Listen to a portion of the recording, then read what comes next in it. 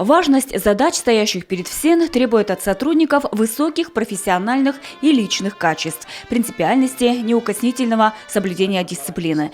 Ведь от вас и вашего добросовестного труда во многом зависит укрепление законности и правопорядка в стране, защищенность каждого человека. Такими словами поздравил глава государства работников уголовно-исполнительной системы.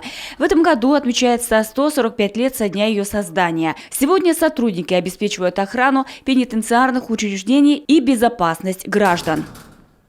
Проводится работа по модернизации и наращиванию комплексов инженерно-технических средств охраны и надзора. В настоящее время все охраняемые объекты оборудованы современными интегрированными системами безопасности.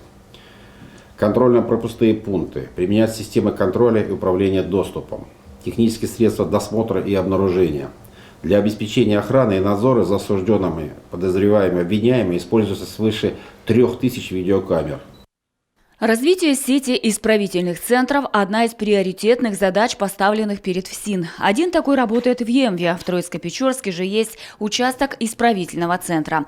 Еще один заработал в марте прошлого года в Сыктывкаре. Его открыли при исправительной колонии номер 25. Рассчитан он на 355 осужденных. Сегодня там содержится 280 человек, которые работают на многих предприятиях города.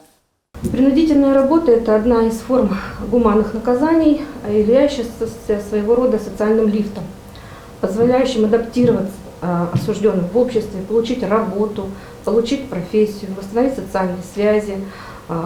Находясь в исправительных центрах, осужденные получают возможность учиться, свободно распоряжаться своей заработной платой, свободное общение с близкими людьми. В исправительных учреждениях оплачиваемый труд и профессиональное обучение помогают осужденным встать на путь исправления. Сегодня этой возможностью воспользовались около 1500 человек. Трудятся они на производственных объектах на территории колонии. Это лесозаготовка и деревообработка, легкая промышленность, металлообработка, сельхозработы. Обучаются различным рабочим профессиям. Абсолютно все осужденные. Обязанность трудиться закреплена в законодательстве, а заработная плата позволяет возмещать государству обеспечение всем необходимым, оплачивать иски и алименты. Есть осужденные, которые без профессии, они к нам поступают, это в процентах, если даже взять, это 15-20%, это постоянно осужденные поступают без профессии.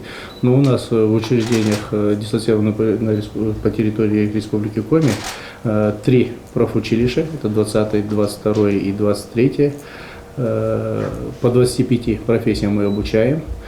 Осужденных, освобожденных без профессии с мест лишения свободы у нас нету. Ежегодно в рамках программы «Правопорядок» УФСИН по Коми получает деньги для создания новых учебных и рабочих мест для осужденных. Оборудование приобретается для всех отраслей производства. Анастасия Тюрина, Роман Боровиков, телеканал Юрган.